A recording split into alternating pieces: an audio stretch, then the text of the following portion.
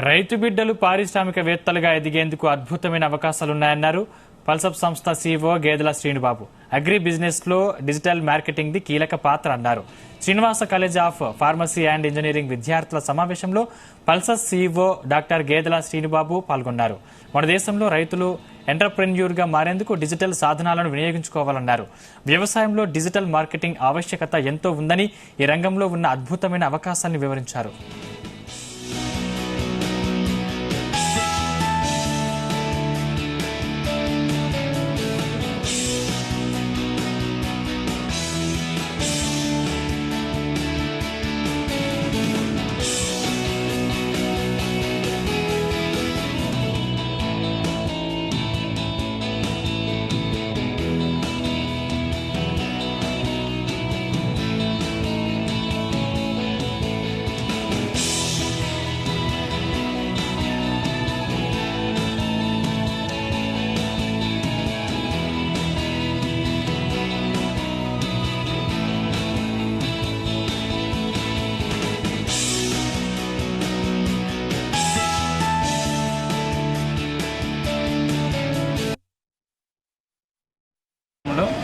ఇక్కడ లోకల్గా చేసుకుంటూ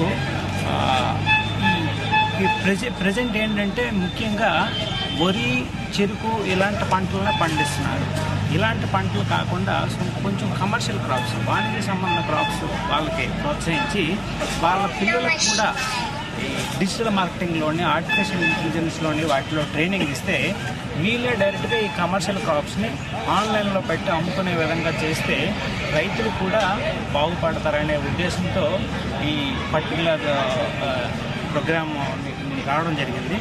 సో దీని ద్వారా ఈ వలసను నిరోధించి పిల్లలకి కొంతవరకు ఎంప్లాయ్మెంట్ వస్తుంది, అలాగే వాళ్ళ తల్లిదండ్రులకు కూడా మంచి లాభదాయకమైన పంటలు వేసుకోవడానికి కూడా అనుగుణంగా ఉంటుంది.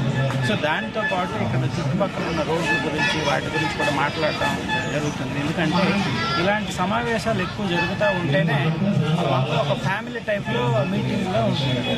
సో అందరం అన్న, అక్క, తమ్ముడు అనే భావము గత 15 సంవత్సరాల్లో 50 దేశాలు తిరిగినా సరే ఈ భావం అనేది ఇక్కడికి వస్తేనే మనకు వస్తుంది. కాబట్టి ఎక్కువ ఇలాంటి కార్యక్రమాలకు అటెండ్ అవ్వడానికి నేను ఇంట్రెస్ట్ చూపిస్తూ ఉంటాను.